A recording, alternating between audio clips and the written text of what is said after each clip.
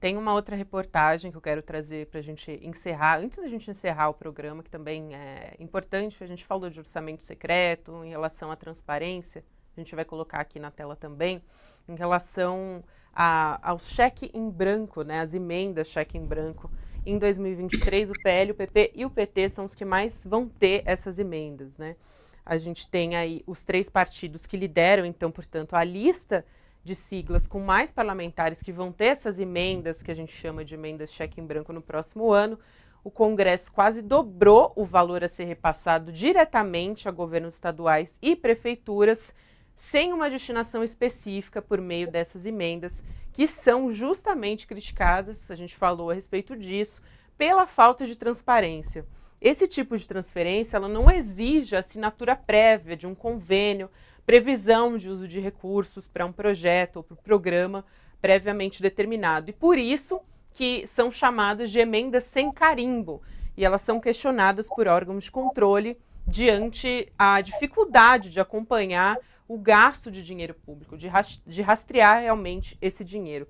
O valor delas, então, passou de 3,7 bilhões para 6,7 bilhões de reais no orçamento de 2023, quase que dobrou aí.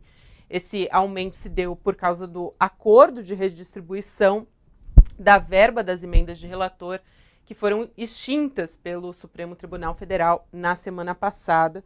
E o PL, que a gente comentou aqui, né, que eu comentei, ele encabeça a lista desses partidos. Ele vai ter 847 milhões de reais em emendas de transferência direta no próximo ano. Aí vem o PP, indicando 800 milhões de reais nessa modalidade. Por último, o PT, que é o governo eleito, de 675 milhões de reais.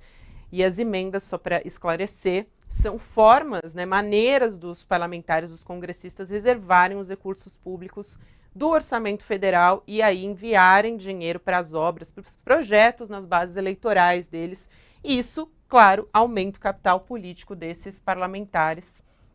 A gente tem vários tipos de emenda, né? 4 tipos de emendas atualmente, mas o que preocupa justamente é a falta de transparência.